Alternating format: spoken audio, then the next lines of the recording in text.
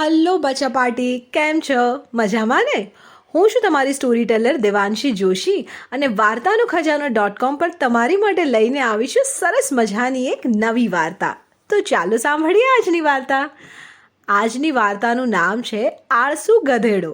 આળસુ એટલે લેઝી અને ગધેડો એટલે ડોંકી. એક ડોંકી હતો જે બહુ લેઝી હતો અને એણે શું કર્યું, ચાલો જાણીએ. તો એક છે ને ધનીરામ નામનો વેપારી હતો, બિઝનેસમેન હતો, અને એની પાસે લલ્લુ નામનો એક ગધેડો હતો. હવે ધનીરામ જે હતો ને એ સોલ્ટનો બિઝનેસ કરતો હતો, મીઠાનો બિઝનેસ. એટલે એ શું કરે, મીઠાની સોલ્ટના મોટી મોટી બોરી બનાવે, ગુણ બનાવે, સેક બનાવે અને એને એ ગધેડાના ઉપર મૂકે અને લઈને બીજા ગામમાં વેચવા માટે જાય. હવે એક ગામમાંથી બીજા ગામમાં જવા માટે એ લોકોને વચ્ચે એક રિવર ક્રોસ કરવી પડે, નદી ક્રોસ કરવી પડે. તો ધનીરામ શું કરે, લલ્લુની પીઠ પર બે મોટી મોટી ગુણ મૂકે મીઠાની અને લલ્લુને લઈને બીજા ગામ જવા માટે નીકળે. હવે એક દિવસ જ્યારે લલ્લુ છે ને ચાલતો ચાલતો રિવર ક્રોસ કરતો હતો, નદી ક્રોસ કરતો હતો, તો ભૂલથી એનો પગ ડાઘો પડી ગયો.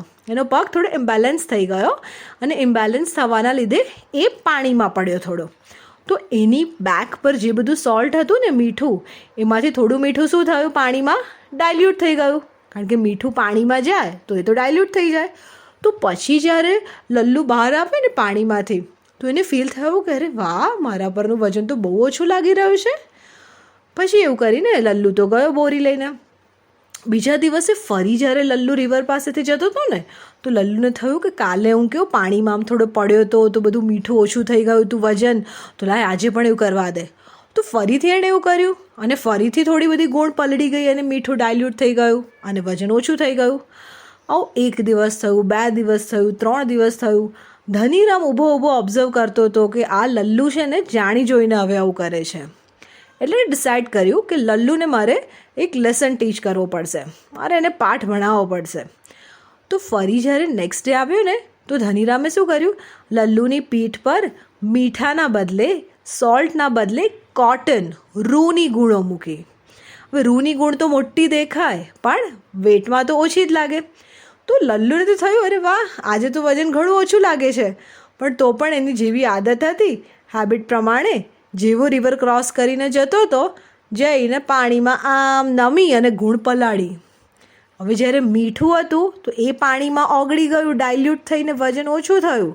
પણ કોટન હોય, રૂ હોય તો શું થાય, એ તો પાણીને એબ્ઝોર્બ કરે, વોટર એબ્ઝોર્બ કરી લે, તો એટલે તો વજન ઓર વધી જાય. તો લલ્લુ જેવો પાણીમાંથી બહાર આવ્યો, ઓ બાપરે, એની પીઠ પર તો બહુ જ વજન લાગવા માંડ્યું, એનાથી તો ઊભું પણ નહોતું થવાતું. અને પછી માંડ ચાલતો ચાલતો બહાર આવ્યો. પછી બીજા દિવસે પણ સેમ કર્યું એણે. ફરીથી એના પર એના માલિકે કોટનની જ ગુણ લાદી અને એને લઈ ગયો. ફરીથી એણે એવું કર્યું ને વજન વધી ગયું. એટલે લલ્લુ સમજી ગયો કે ભાઈ આવી ચીટિંગ કરવાની નહીં, આનાથી તો નુકસાન જ થાય છે. તો what is the moral of the story? Actually આના પરથી આપણે એ શીખવાનું છે કે આપણે જે પણ કામ કરતા હોય એને ઓનેસ્ટલી કરવું જોઈએ. કે હોપ કે તમને આજની વાર્તામાં મજા આવી હશે. એક નવી વાર્તા સાથે ફરીથી મળીશું. ત્યાં સુધી બાય બાય.